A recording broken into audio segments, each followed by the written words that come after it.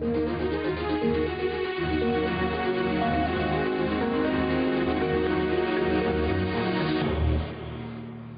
guest on Straight Talk this week is Nigel Farage, member of the European Parliament, leader of the United Kingdom Independence Party, UKIP, co-chair of the Independence and Democracy Group in the European Parliament. Nigel Farage, in the last European elections, your party won 12 seats, 2004. Campaign's barely begun for this year's elections in June, but you're saying that if you don't win 10 seats, you'll quit as leader. Yeah, I mean, you know, you can't take a party over as leader and have a bad result and not expect to carry the can. That's all I said. 10 be a bad result, though, to 12? 10 would be a similar result to last time, because don't forget the number of British MEPs is going down from 78 to 72 because we've let in Romania and Bulgaria and goodness knows who else. So, no, what I'm saying is that we have to maintain. The minimum for me is we have to maintain what we achieved last time round, or else somebody else better have a go. Have you had enough of leading UKIP? Well, I'm not going to say I've had enough of it, but I wouldn't pretend that it's easy. No, I mean, I think that I've enjoyed it. I mean, I've held all the other posts in the party. I've been chairman. You're already speaking in the past tense? No, I enjoyed being the chairman of it. That's the past tense. I enjoyed being the campaign director from 02 to 04, and I've enjoyed doing this since 2006. But you have to produce results. And particularly with a party like ours, if we don't produce a good result, I know what that'll mean. There'll be infighting and goodness knows what else. Anyway, I'm not being negative about this, and one of the reasons for saying that I'd go if we didn't get 10 seats is to point out to people how optimistic I am about our chances on June the 4th. You used a phrase in one interview, quote, "I have tried to change the party." Yeah. It was reminiscent of the words in a different context that Robert Kilroy-Silk used when he was briefly a member of UKIP and then left in 2005. What are you trying to change? I think the image. And I think image does matter. It doesn't matter which way you cut it, it does matter.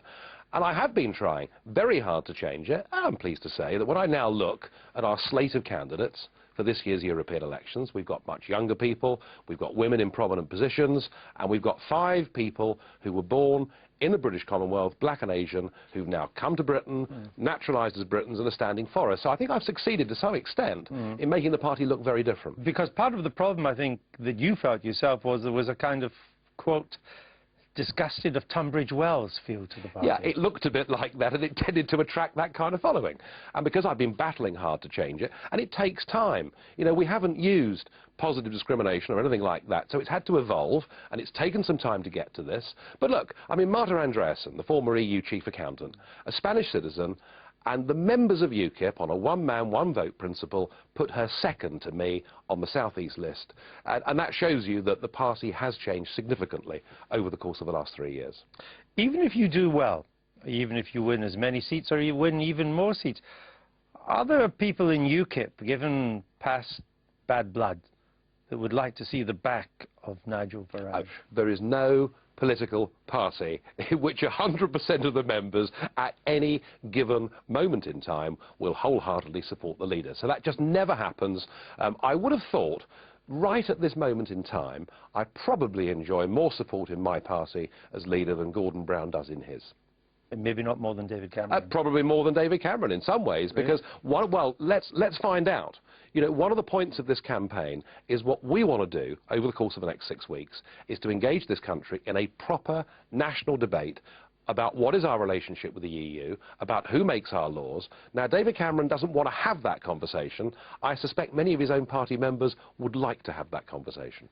Let's assume, for the sake of this discussion, or agree that this is a Eurosceptic country.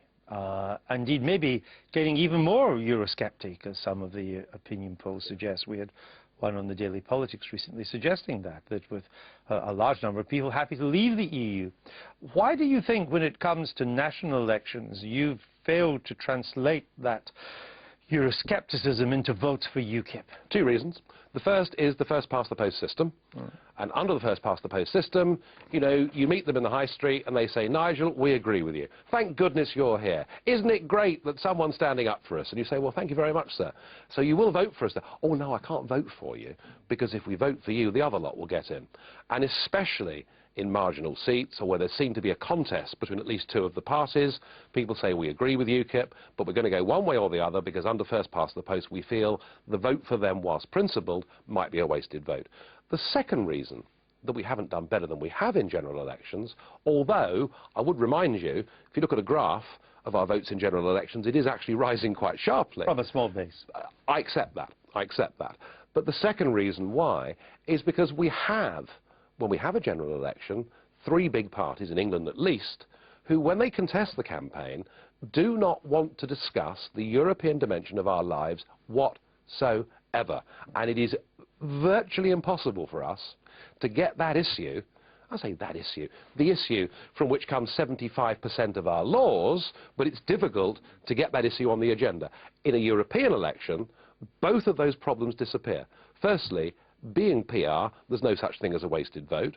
We've got a good track record over the last 3 European elections, and we're able, in a European election, to start discussing issues like where is our law made and how much does all of this cost. So that really has been the big difference between the two. But in the national elections, won't it therefore, for the reasons you've given, won't that make it even more difficult as time goes on, because we're in a serious global recession, and leaving the EU, even among Eurosceptics, might not be uppermost in their mind? Well, that depends a bit, doesn't it? I mean, if we're successful, as I hope and believe we will be in the European election, the effect of that is to put the European question much higher up the agenda.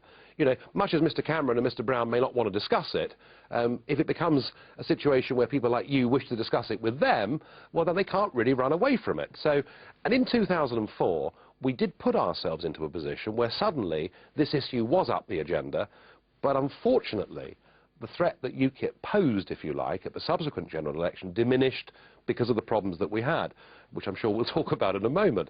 So it's a question of getting this thing up the agenda, and I mean, make no doubt, no bones about it. I mean, we already have over 320 selected prospective parliamentary candidates for the next general election, and we'll go into that election, I'm sure, with 500 plus candidates. So that's our aim, that's our intention, is to make this part of a general election debate.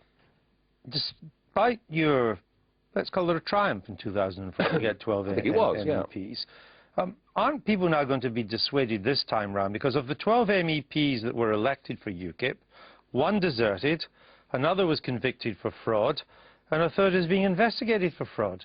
It's 20% of your parliamentary party. Yeah, well, you know, one thing, there's one lesson in this. You're better off getting rid of bad apples than you are keeping bad apples in. You're better being a leaner, united team than not. But why were 20% of your apples bad?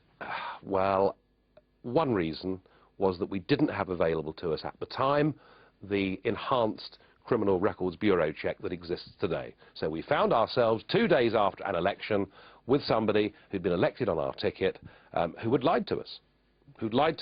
We'd done a police check, but the police check did not reveal the fact that he was currently going through difficulties. Listen, I've not been pleased with some of our people, far from it, but I think you have to judge a party by how it deals with its problems. And in the cases of both the MEPs who have been less than honest with us, we've been absolutely ruthless, and without any questions we've said you've broken faith with us and you're gone. And that is how I want people to judge us. Every political party, for time immemorial, has had its problems with bad people, just as you get them in companies, just as you get them in families. It's not a record that I'm proud of, but I am proud of the way that we as a party have dealt with those problems. The other one that you're talking about is the former daytime television presenter, and we won't be taking on any more ex-BBC presenters, I promise you. We think he was more of a talk show host than a presenter. You can view it how you want, but don't apply, please. But, you know, I mean, quite honestly, I look back on that with, personally, some degree of anger. I mean, I recruited Robert Kilroy-Silk to the party.